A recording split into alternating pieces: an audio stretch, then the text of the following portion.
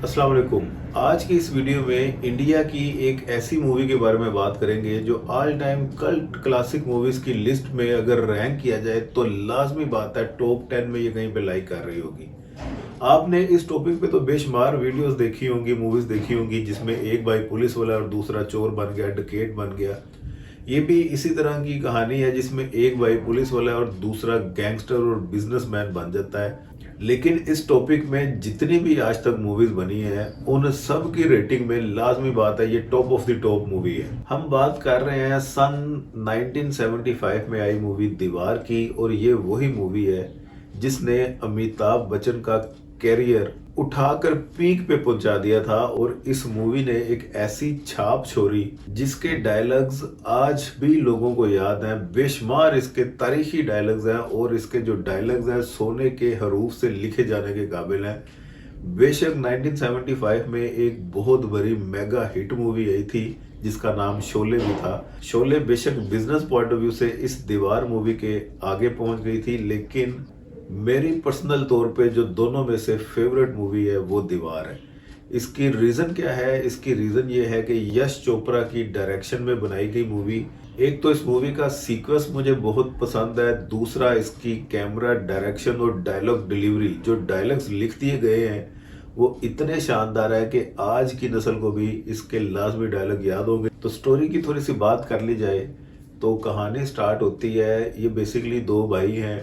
अमिताभ का नाम इस मूवी में विजय वर्मा है और इसका छोटा भाई शशि कपूर, उसका नाम रवि वर्मा 4-5 साल का है, और विजय जो 6-7 साल का है। इनका बाप आनंद बाबू वो किसी फैक्ट्री में मुलाजिम है और फैक्ट्री में लेबर यूनियन का लीडर है। फैक्ट्री में इसकी सरपरस्ती में एक प्रोटेस्ट करवाया जा रहा है कि हमारी मांगे पूरी करो, हमारी तनख्वाहों में इजाफा किया जाए। अब उस प्रोटेस्ट को चूंकि आनंद लीड कर रहा होता है और ये आनंद ब्यूरोक्रेट्स और फैक्ट्री के जितने भी मालिकान हैं उनकी नज़र में दुश्मन तस्वुर होता है, क्योंकि इसी की वजह से बाकी लोग भी अपना प्रोटेस्ट एहतजाज नोट करवा रहे हैं और उन्होंने काम धंधा बंद कर दिया और फैक्ट्री बंद करके बैठे हुए हैं। अब फैक्ट्री का मालिक आनंद की फैमिली को, जिसमें इसके 2 बच्चे और इसकी बीवी है, उसको अगवा करके गन पॉइंट पे ब्लैकमेल करके इससे एक पेज पे साइन करवा लेता है जिसमें ये लिखा है कि हम अपनी मर्जी से प्रोटेस्ट को फौरी तौर पे ख़त्म कर रहे हैं, और ना सिर्फ ख़त्म कर रहे हैं बल्कि उसी तनख्वाह पे काम कर रहे हैं जो हमें पहले दी जाती थी। हमें इस तनख्वाह पे काम करने में कोई इशू नहीं है। अब ये साइन करके जैसे बाहर जाता है, वर्कर्स को जैसे पता चलता है कि ये तमाम बातें फैक्ट्री मालिकान की मान आया है और अपना एक भी मुतालबा नहीं मनवाया इसने, तो वो तमाम लोग इस पे शदीद गुस्सा होते हैं और इसे मारना शुरू कर देते हैं। इसे मार मार कर फैक्ट्री से निकाल देते हैं। सब लोगों की नज़र में इसका इमेज बन जाता है कि ये चोर है और एक गद्दार है जिसने हम सब वर्कर्स के साथ गद्दारी की है, लिहाजा इसको इस इलाके में रहने नहीं देंगे हम। वो लोग मजबूर होकर फिर इलाका शिफ्ट करके किसी दूसरी जगह पर रहना शुरू कर देते हैं, लेकिन वहाँ पर भी लोग इनका पीछा नहीं छोड़ते। इसकी बीवी को टॉन्ट करते हैं, इसके बच्चों को मजाक करते हैं कि ये देखो भी चोर के बच्चे जा रहे हैं। अब ये टेंशन लेकर वो बेचारा आनंद बीमार हो जाता है, बेड रेस्ट पे है। अब आनंद की बीवी जैसे वो मेडिकल स्टोर में कुछ दवाइयाँ लेने जाती है, पीछे लोगों का एक टोला भी उसके पीछे पीछे जाता है और उसको परेशान करता है और उसको कहता है कि वो देखो चोर की बीवी जा रही है। आनंद चूंकि खिड़की से ये सारा मंजर देख रहा होता है, वो बहुत ही ज्यादा दिल बर्दाश्ता होता है और घर छोड़कर किसी को बताए बगैर निकल जाता है, भाग जाता है वहां से। अब घर के तमाम रिस्पॉन्सिबिलिटीज आनंद की बीवी पे आ जाती हैं। खैर वो लोग वहां से इलाका चेंज करके किसी दूसरे शहर में चले जाते हैं। आनंद का जो बड़ा बेटा विजय है, जिसका किरदार अमिताभ ने निभाया है, वो बाहर किसी काम से जाता है और कुछ अफराद इसको भी पकड़ कर ले जाते हैं एक टैटू बनाने वाले के पास और इसके हाथ पे लिखवा देते हैं मेरा बाप चोर है। वो लोग ये फैसला करते हैं हम ये इलाका भी छोड़कर किसी दूसरे शहर में चले जाएंगे। यहाँ पे हमें फिर ये दिखाया गया है कि वो फुटपाथ पे अपनी ज़िंदगी गुजारने पे मजबूर है, लेकिन विजय और उसकी माँ को ये रियलाइज़ होता है, जो रवि वर्मा है उसको पढ़ने लिखने का शौक है, क्योंकि आते जाते स्टूडेंट्स को वो शौक से देखता है। इसकी माँ ये परेशान है कि हम इतने पैसे नहीं कमा रहे कि हम ठीक तरीके से खा सके, और ऐसे में तुम्हें स्कूल में दाखिल करवाने का तो सवाल ही पैदा नहीं होता, मैं ये अफोर्ड नहीं कर सकती। विजय को इस बात का जैसे पता चलता है वो अपनी माँ को हौसला देता है कि माँ परेशान ना हो, तू और मैं, हम दोनों मिलकर कमाएंगे और रवि को पढ़ाएंगे।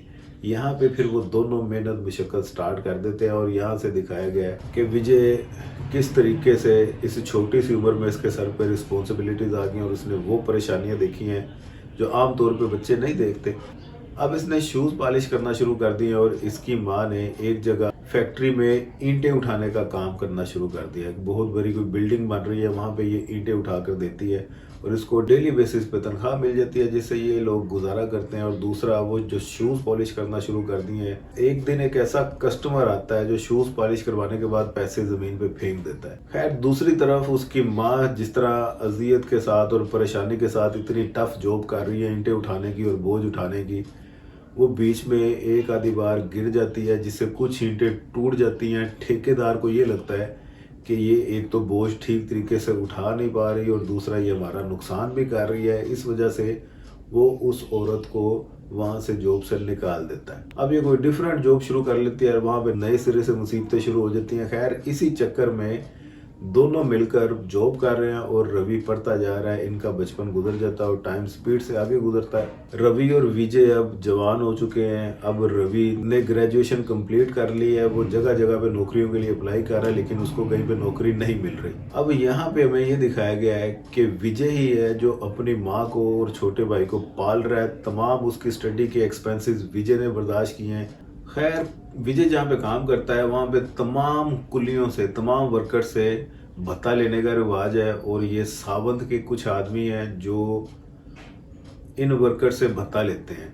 विजय इरादा करता है कि मैं इन लोगों को भत्ता नहीं दूंगा, जिससे वो सावंत के लोगों के साथ दुश्मनी मोल ले लेता है और अगले महीने जैसे वो भत्ता लेने आते हैं ये इनकार कर देता है। उन सबको ना सिर्फ भत्ता देने से इनकार करता है, मार मार कर वहाँ से भगा भी देता है। ये बात किसी तरीके से डावर तक पहुँचती है और डावर इसे अपने यहाँ काम करने के लिए जॉब ऑफर कर देता है और विजय भी हक अदा करता है और सावंत और उसके ग्रुप को बता देता है कि खेलते किस तरह से है। वो खुलेआम सावंत के साथ दुश्मनी मोल ले लेता है और सावंत के चुंगल से स्मगल शुदा माल बाहिफाजत लाकर डावर को पहुंचा देता है और ना सिर्फ बाहिफाजत सामान पहुंचाता है बल्कि ऊपर मुनाफा भी देता है। इसकी इस परफॉर्मेंस से खुश होकर डावर इसको बाकी तमाम लोगों का इंचार्ज बना देता है और कहता है कि अब से इस सीट पे यही बैठा करेगा और ये जैसे हुक्म देगा आप लोगों ने वैसे मानना है।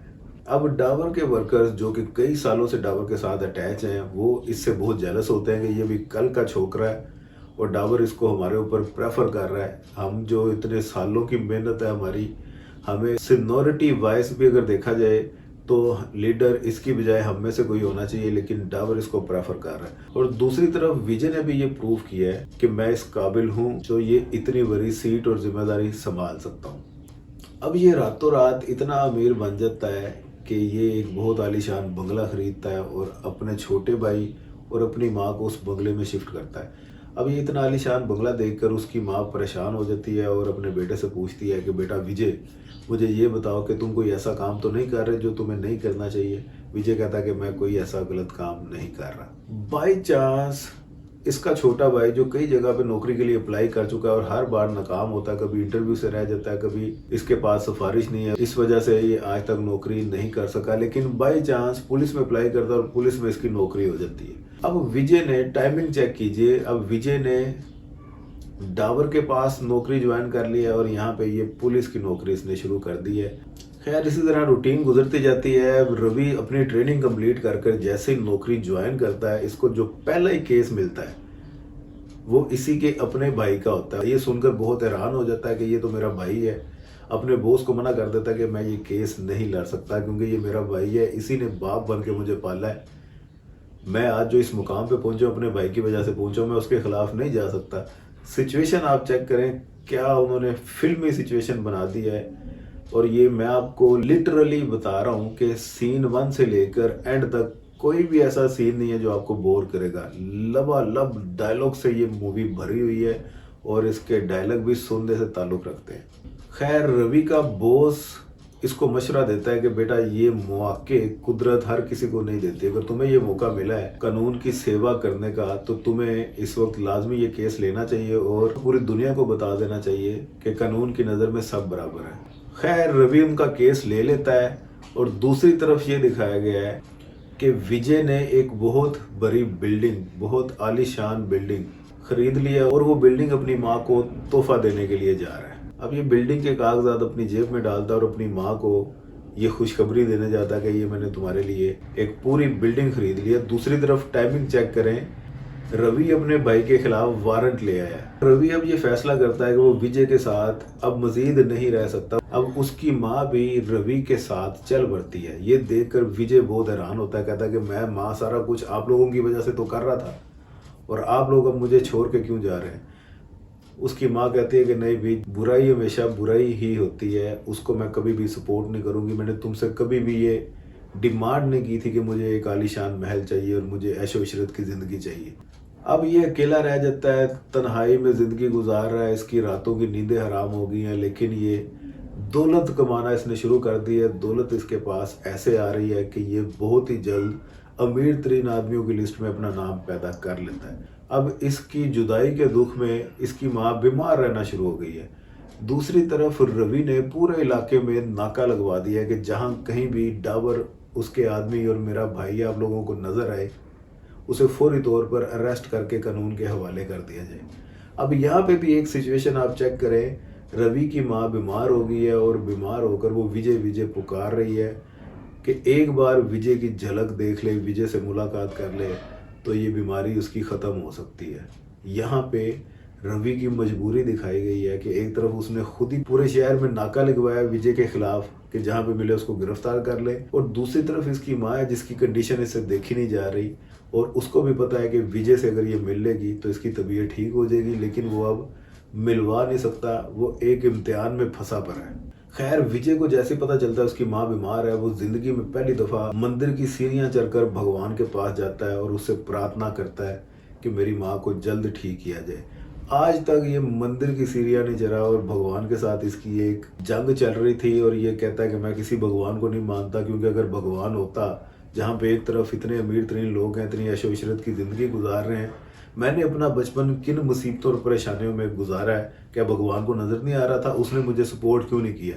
लेकिन आज कुदरत उसको ऐसी जगह पे ले आई है कि वो मंदिर की सीढ़ियाँ चढ़ कर भगवान से मांगने पे मजबूर हो गया। यहाँ भी इसके बड़े फेमस और तारीख साज डायलॉग हैं। खैर, यहाँ से इन दोनों भाइयों के दरमियान बिल्ली चूहे का खेल चलता है। वो इसको ढूंढता है, वो इससे छुपता है और आहिस्ता आहिस्ता पूरे इलाके में अपना एक नाम और टेरर भी पैदा कर लेता है। ये फिल्म आगे देखने से ताल्लुक़ रखती है, कोई भी ऐसा सीन आगे नहीं होगा जो आपको एक लम्हे के लिए बोर करे।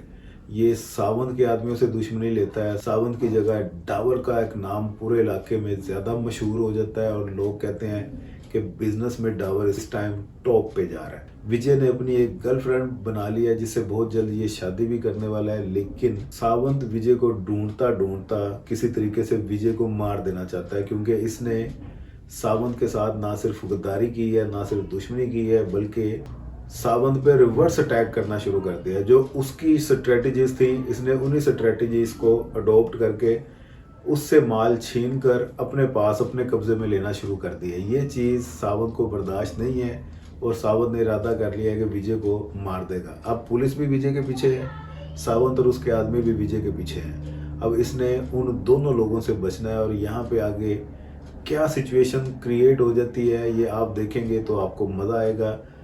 बहरहाल किस्सा मुख्तसर करते हैं कि सावंत विजय की गर्लफ्रेंड को मार देता है। मारने इसको आता है, लेकिन ये घर पे होता नहीं है, इसकी गर्लफ्रेंड होती है, वो उसको मार देता है।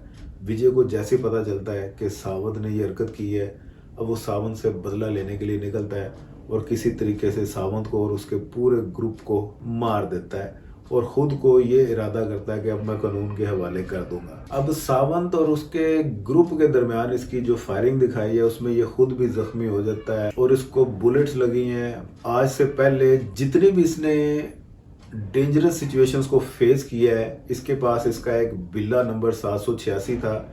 जब ये कुली था, हर कुली को कोई ना कोई एक नंबर का बैच मिलता है।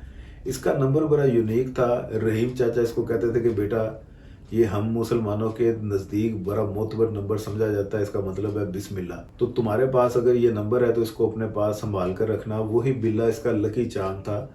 इसको कई दफ़ा गोली भी लगी है, लेकिन वो बाई चांस बिल्ले की वजह से बच गया है। लेकिन लास्ट सीन में दिखाया गया कि सिचुएशन कुछ ऐसी बन गई है, वो बिल्ला इसकी पॉकेट से निकलकर दूर किसी जगह पे जा गिरता है, जिसकी वजह से इसको गोली भी लग जाती है और ये जिंदगी और मौत के दरमियान झूल रहा है। अब यहाँ पे अमिताभ की जो एक्टिंग है वो सदियों आपके दिमाग से नहीं निकलेगी। और लास्ट में ये दिखाया गया है कि जख्मी गिरता मरता किसी तरीके से अपनी माँ के पास पहुंचता है और अपनी माँ की गोद में सर रखकर वहीं पे दम तोड़ देता है और यहीं पे मूवी एंड हो जाती है। लेकिन लास्ट में दिखाया गया है कि अपने इस केस की वजह से रवि को साल का बेस्ट इंस्पेक्टर का अवार्ड दिया गया है और रवि ने खुद अवार्ड लेने से इनकार कर दिया और कहा है कि मैं ये अचीवमेंट कभी नहीं हासिल कर सकता था अगर मुझे मेरी माँ की सपोर्ट ना होती, इसलिए इस अवार्ड की असल हकदार मेरी माँ है। और वो अपनी माँ को स्टेज पर बुलाता है और यहीं पे मूवी एंड हो जाती है। बेसिकली ये मूवी का सबसे पहला सीन था, उसके बाद स्टोरी रिवर्स होती है और विजय की मौत पर आकर ये कहानी ख़त्म हो जाती है। तो ये कहानी है मेरी तरफ से 100% रिकमेंडेड मूवी है ये। आपको ये स्टोरी कैसी लगी नीचे अपना फीडबैक लाजमी दीजिएगा। दुआ में याद रखिएगा। खुदा हाफिज़।